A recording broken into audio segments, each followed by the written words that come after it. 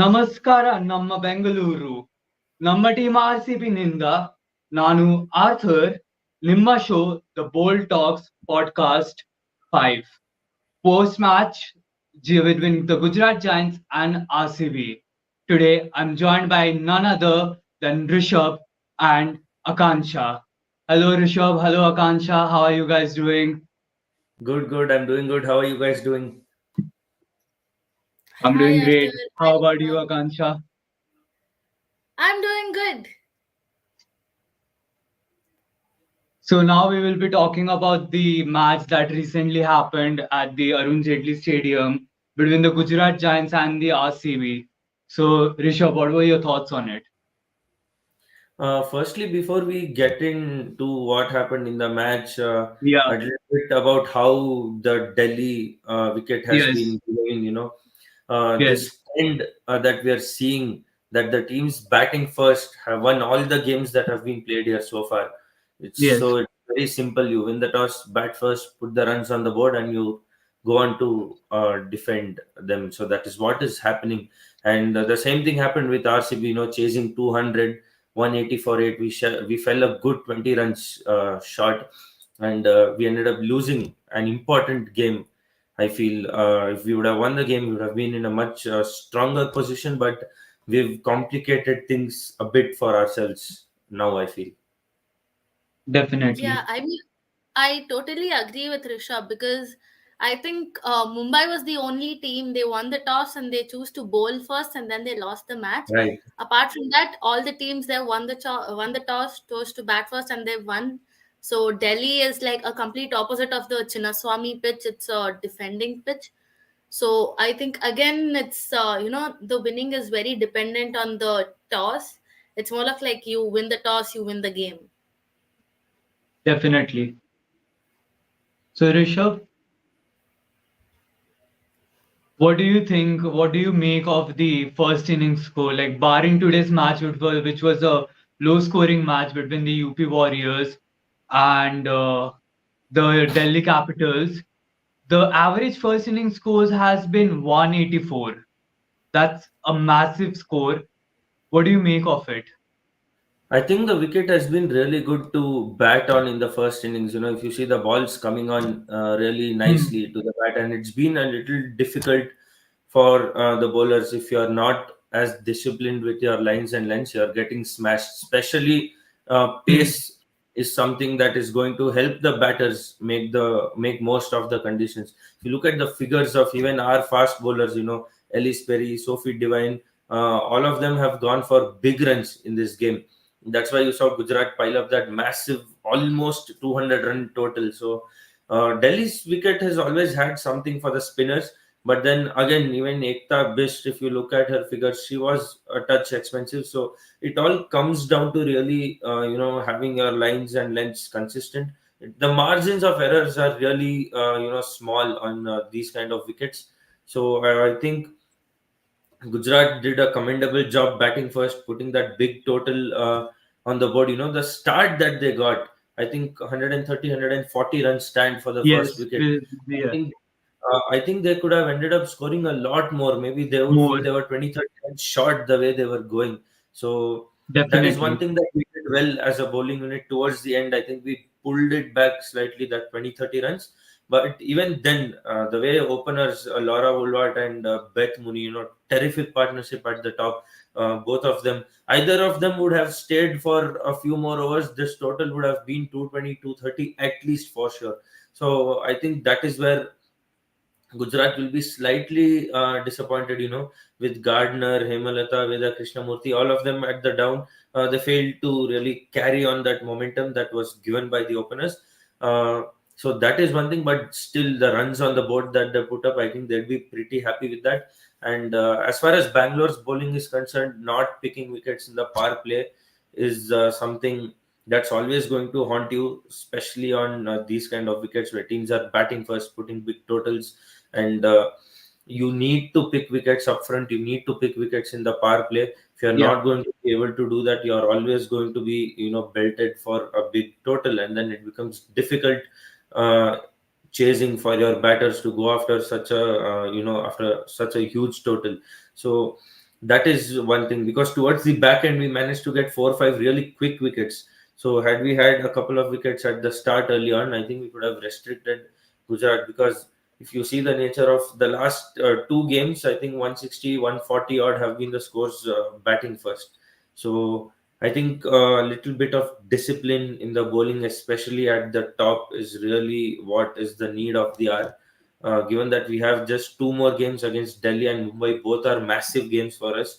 So we cannot Definitely. afford to continue at this rate, especially against two of the topmost teams. We've got to pick up wickets in the power play. We've got to pick wickets in the first 10 overs. Otherwise, it's going to be very difficult for us, given these two games that we have left. Definitely, I completely agree with what you had to say. I mean, going into the last two matches with the finalists, I mean, Mumbai Indians and Delhi Capitals, they are the Exactly. finalists of last season of the WPL. It's never going to be easy. They're also the top three teams of this season, not just on the table, but on playing terms as well. As well, yeah. So, coming to you, Akansha, hello. I hope you haven't I, zoned out. no, So, no, no. so, if you observed, the first wicket partnership went for 130, 140, and there was a run out which broke the partnership. It wasn't a wicket, and Mhm. there were three runouts in the Gujarat Giants innings. So what do you make out of it? I mean, the bowlers went very expensive, except for Molinix and Wareham. None of them could keep the economy under 10. And Everyone yeah. went expensive. No one like picked up wickets or posed the threat like, okay, at least I'm not getting the wickets. Let me tighten the economy rate. So what do you think went wrong with RCB in the bowling lineup? So I think in the bowling lineup, everybody went expensive. Like the spinners were still fine. They were like below 10, around like 8, 9 ish. But everybody else went above 10, and that was like really expensive. I mean, we saw the total that Gujarat put up against us. And then again, if we talk about the runouts, there were like four runouts. And yeah, I mean, that is, kind of disappointing to watch. Like even in the previous matches in the Chinnaswamy, we watched like after one wicket falls, the whole batting lineup falls. They like give away Yeah, continuous wickets. There's nobody else to keep the team stable. So I think that's what happened again. Like there was one wicket, and then again there were wickets constantly falling. There was nobody to carry the team from there. Like after the momentum dropped once, they couldn't pick it up again. So I think that's somewhere we need to improve on. And again, as I've been saying in the previous podcast as well, there were misfields that could have been improved. They definitely. need to improve on the fielding. I think Simran Bahadur and Renuka Singh and the whole team in general, they all need to work more like on the fielding, because leaking runs like here and there in extras or in fieldings is also something that should not be done. They should be disciplined towards that as well. And so yeah, I think we need to work more on the bowling lineup. And especially because as Rishabh said, Delhi being a pitch that is really good towards people, towards the team that's batting the first innings, we need to like buck up there, hold, get better with the pitch, have a good bowling lineup there, so that we can restrict the teams to lower scores. I would like to add one more thing. We are talking about RCB's bowling. If you look at Sophie Devine and Elise Perry, these two are not genuine frontline fast bowlers. They are medium Yes. pacers, right?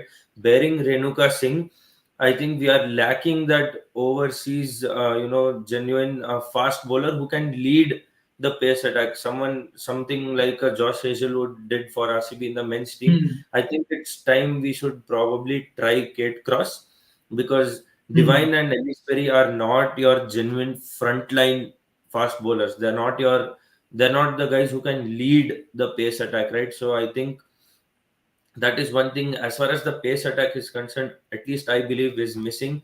We are missing a genuine frontline fast bowler in the lineup.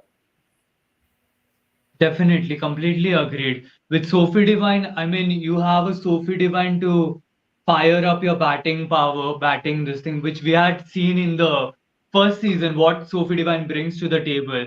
She had the maximum sixes, I guess 13 sixes last season, Yeah, but she hasn't been in form. So definitely like someone like Kate Cross coming in instead of Sophie Devine would make sense, given that Ellis Perry is still contributing with the bat. So now, Rishabh, the question is the Delhi pitch. Like from what I have grown up seeing, I have never expected this pitch to go 180 plus. This was always a pitch which was like somewhere 150 to 180 would be a great yeah, score.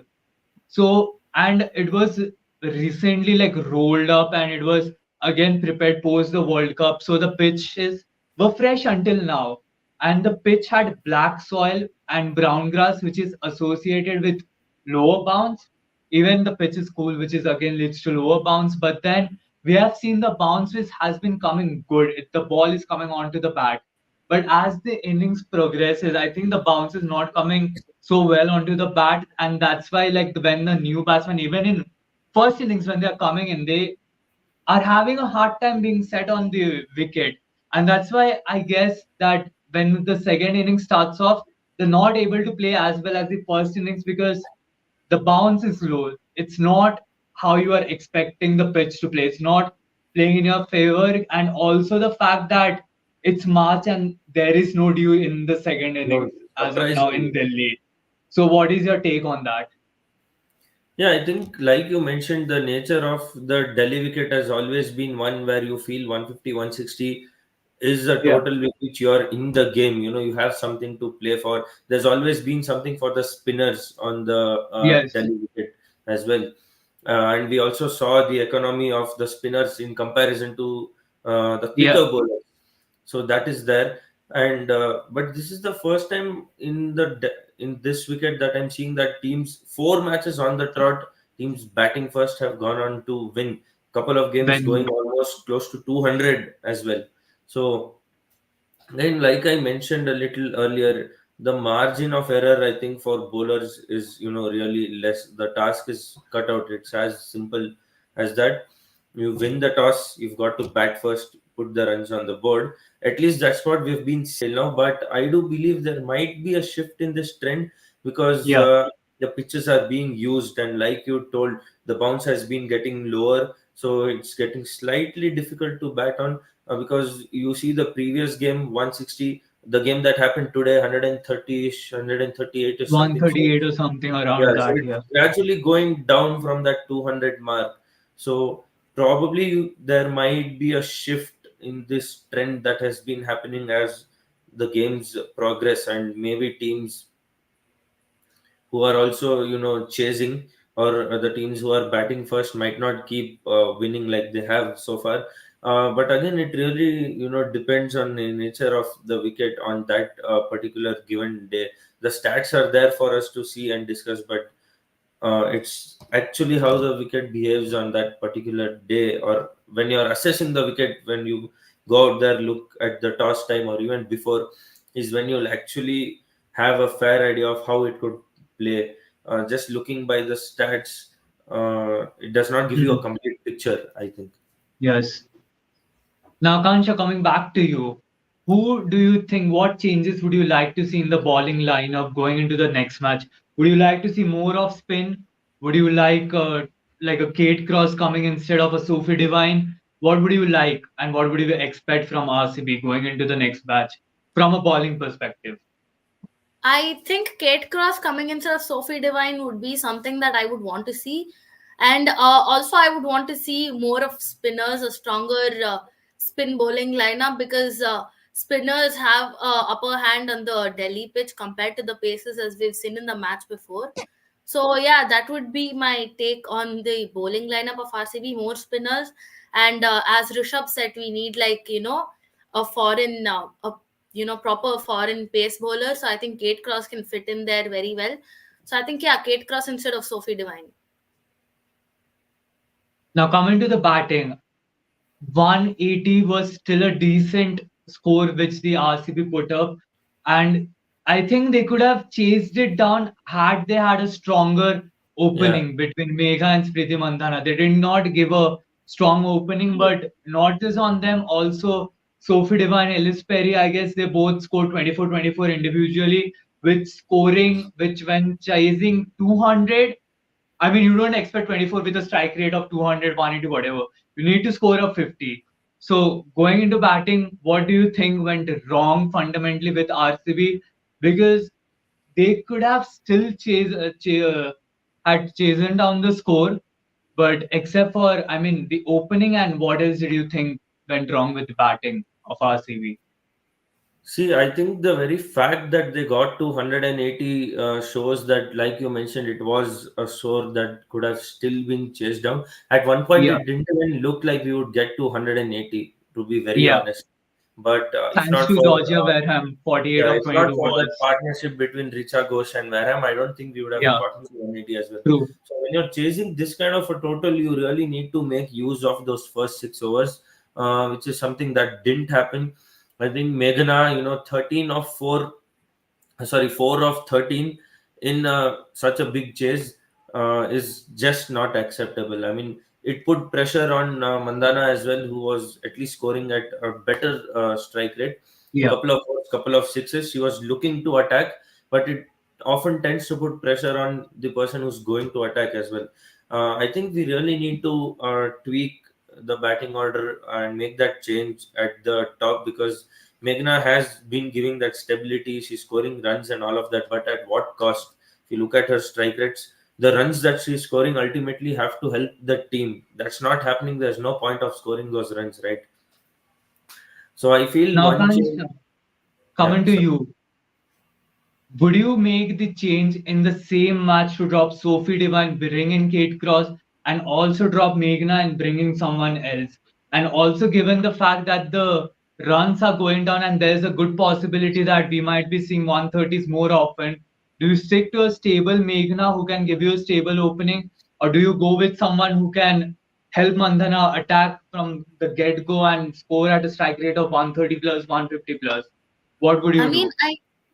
I would, probably want them to drop Meghana and try Disha Kasat instead, and see how that works.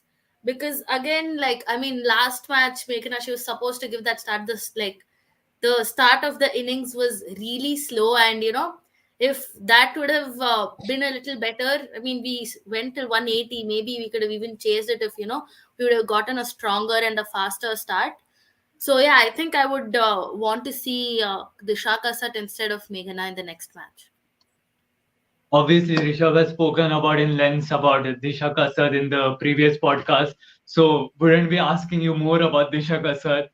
But yeah, would you, the same question, would you drop Sophie Devine and Meghna in the same match?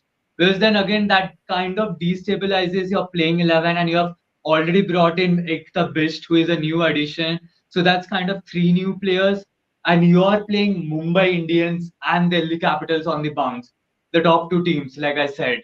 So what will you do? Will you drop Sophie Devine in one match or drop Meghna in the next, or would you go like, okay, screw it, we don't have the time, let's drop both of them, try a new 11? no, I don't think dropping Divine at this point makes sense. I'm not going to drop Sophie Divine at all, because she brings value with both the bat and the ball. Bat and ball. And you do need that senior touch in your team as well. And Sophie Devine is someone who doesn't need that much time. A one good sometime at the crease and she can click. And if she clicks, she has the ability to take the game away single handedly. I'm not going to drop Divine, but a couple of changes that I would like to see is in place of Meghana, either of Disha Kasat or Subhash Satish is whom I would like to Yeah, see. And another change that I feel is needed is I would drop Simran Bahadur and again bring in either of Subhash Satish or bring Shreyanka Patil back. The reason yeah. being, Simran Bahadur is not contributing with the ball. We've not seen her bowling that much as well, which is a little surprising because she is And primarily even a in the fast. fielding, she had some Yeah, mishaps in the last match. she is That doesn't primarily help a your case fast either. bowler, so not seeing her bowling is a little surprising. So if you're having a fast bowler in your team and she's not bowling, that's just eating up a slot. There's no point of having her there. I'd rather have a Subhash Satish or a Shriyanka Patil who are all rounders who can bat and who can give you those extra overs with the ball as well. Always a luxury if you can have people, as many bowling options, the better for you. If your bowlers, if your main bowlers aren't working, it's always a luxury to have those extra options. And Shriyanka comes off good with the bat down the innings as well. She does have that ability to tonk and get a few quick runs. So I don't see what Simran Bahadur is really doing in the team at the moment. Yeah. I don't Yes. want to sound harsh, but I really don't see the Yeah. use of her True. being in the team.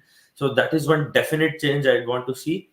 And probably Meghna going out and either of Kasat or Subha Satish coming in. Yeah. These are two changes. Dropping Divine doesn't make sense at all.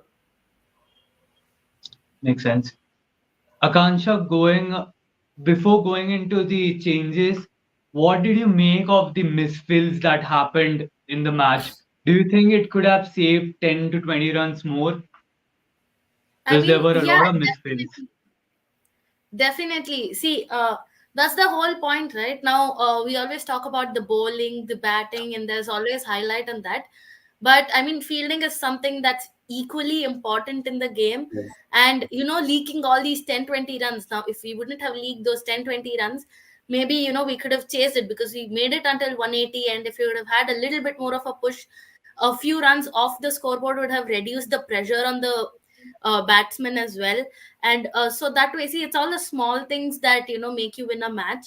And that's the thing with RCB that has been from the beginning of this season, and that I've been pointing out on, is the misfields, the extras, because there's no other team that's going as expensive with the Yeah. misfields and the extras. So I think we need to stop leaking runs there, because that again, we leak like a 10 to 20 runs over there. That's again more pressure on the batsman when they are like already having a slow start, and then they have like one wicket falls down, and then there are like runouts over runouts, and then the whole batting lineup declines. So even that like 10, 20 runs reduced from the scoreboard gets some pressure off their minds. So I think it's very important for them to work on that and like improvise on the fielding. Yeah. Now, Rishabh, quick question. No, like in depth, but quick question. With the changes you have suggested, what would be the batting lineup for you? Who goes opening? Who goes three? Who goes four? Who goes five?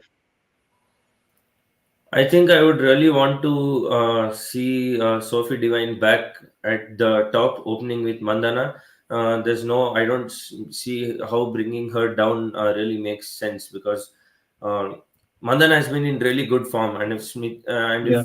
Divine can click with her at the top, both are explosive, works really well.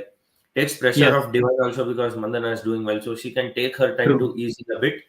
So those two, and then with Perry at number three, Three. obviously, Sure. and at number four, either of Kasat or Subha Satish or whoever comes in, and the rest follows. Richa Ghosh, Wareham, Molineux, Shriyanka Patil. I'd like to see in place of Simran Bahadur, and then whoever the bowlers they play. Now, Kansha, a quick question for you. What are the changes that you would like to make to the existing 11? And then again, the same question, how would you like the batting lineup to be arranged? Like one, two, three, four, five. What would be your lineup? I think I would agree with Rishabh on what he said. Yes. That instead of Meghna, we can get in either Shubha Satish or Disha Kasat. And yeah, I mean, Simran Bahadur, it's like there's not a lot of contribution towards the team, I believe. So instead of her, we can get in Shriyanka Patil, and that's like adding in depth to the batting as well. So yeah, and I would stick to the same 11 that Rishabh said, the same order, because I think that would be like a perfect blend for the next match, I would say. Now, no one has asked me for my 11 or my changes, but I would still put it forward. I guess I'm going to stick with dropping Meghna, bringing in Disha Kasad. Like for me, Disha Kasad is it. And Simran Bahadur, dropping Simran Bahadur and bringing in Shanga Patil because she can contribute. I feel she can contribute more with the ball. Even if she doesn't get a wicket or two, she can be Exactly. more economical, which is what we require at the moment, Right. especially against the Indians and Delhi Capitals who have explosive lineup. So the and followed by that, the opening, I think I might mix up a things a little bit with Ellis Perry and Mandhana opening up. not the first idea that would strike you, but I don't know, just give it a try. No harm. Sophie Divine going at 3, Disha Kasat 4, then it follows Richa Ghosh. You can send Richa Ghosh at 5. You can maybe even, sometimes it also depends on the situation. So maybe you Right. can even send a Georgia Wareham Yeah, or Molineux at 5. And, like, okay, we have a long way to go, but we need to get the asking rate down. Okay, Georgia Wareham, 48 of 22, you're in. You have to get the asking rate down. So I guess, yeah, the fifth position onwards is something that gets situational for me more than yeah. how I would decide. But opening, yeah, I would like to spice things up a bit. So, yeah. Thank you guys for joining us for the today's episode of the Bold Talks Podcast 5 post-match between Gujarat Giants and RCB. Do join us tomorrow for the pre-match between the RCB women and Delhi Capital women, which is going to be a very crucial match. And on another note, Akansha, and to every woman out there, a very happy Women's Day. Hope Thank you all you had so a much. great day, and thank you for everything you all do for us. Any message to the women and the girls watching you out there? I would really like to wish every woman out there a very happy Women's Day. I think, I mean, the IPL started in 2008, and watching the IPL, only from men's cricket go to women's cricket, and women's cricket getting so much support to an extent that, we're talking about this, and it is just as much discussed as the men's IPL. I mean, we saw in the Chinnaswamy that the women were supported just as equally as the men. The stadiums were full. There were chants of RCB. Everybody was cheering for the women in red as well. So that really, makes my heart happy to watch all the women out there being supported equally, just as men. We're giving them all the love that they deserve, and it's really glad to see that women's cricket is also, stepping up. There are more and more people taking interest, because if we go 5 years behind, I don't remember a lot of people talking about women's cricket, except the cricket enthusiasts. But now, if you see, like, even when I go to college, everyone's like, oh, WPL is going on, oh, this is Yeah. going on. So they know there's more Yeah. awareness about that. So it feels really glad to watch, people supporting women's cricket, and women being encouraged at such a big platform. So I'd like to thank all the fans for that. So we have a comment from Devjani Mukherjee saying, loving your podcast. Thank you, Devjani Mukherjee, for joining us. And a happy Women's Day to you as well. Rishabh, any message for the girls and women out there watching the podcast? I think definitely, first of all, like Akanksha told, the WPL is a massive platform for all of our girls. If we talk about sport, to display their skill set and their talent, because we've seen the WBBL in Australia that has been Yeah, a super successful model, and how that has helped the Australian women's team as well dominate in international cricket. So if Indian women's team has to get to that level, WPL has a massive role to play. Right now, it's just happening 5 teams, 2 cities, but I definitely see this tournament going to the level where the men's IPL is today, with more number of teams across more number of venues as well. The Like Akanksha told, the support has been enormous. Obviously, it's been fantastic. No shortage of support at all, and it's only going to grow with more teams coming in from more cities, more players coming in. Obviously, it's going to bring a more pull. So I feel this is one tournament that has really huge potential, and it's going to motivate more girls to take up the sport and represent the country and yes. make India a powerhouse in women's cricket as well. It's WPL after all. So, with that, we have come to the end of today's podcast. Again, wishing every woman and girl out there a happy Women's Day. We hope that you love the WPL with which the initiative was taken. And that's it from our side, from Akansha and Rishabh. Any final messages, guys? 2 games to go, 2 big games, Delhi and Fingers Mumbai. crossed. Fingers We crossed. beat these two. We beat these two. Then you never know, the first cup might be I don't I want mean, to if tell it, men are but not getting, I at least mean, the I women want getting the it women to done. be exactly. Yeah, superstars I for mean, RCB. I wouldn't mind. I wouldn't It mind. doesn't matter however it comes. Ultimately, it's Yeah, RCB who gets the cup. Doesn't matter. exactly. Maybe this is the answer to the cup drought, and maybe it pumps up the male egos. Like, okay, the women have won, even we have to win. Exactly. Yeah. So, Gansha, any final messages? Yeah, sure. I mean, to all the fans out there, thank you for supporting the team. Thank you for supporting us. Thank you for watching us and being such a lovely audience. We love all of you, and please keep supporting us and come back to the Bold Talks podcast, and let's have more interactive discussions ahead, and let's have fun. With that, we will be signing off. That's it from our side. Thank you guys for joining us. And please do join us tomorrow for the pre match between RCB and the Delhi Capitals. Thank you, one and all. Signing off. Bye bye.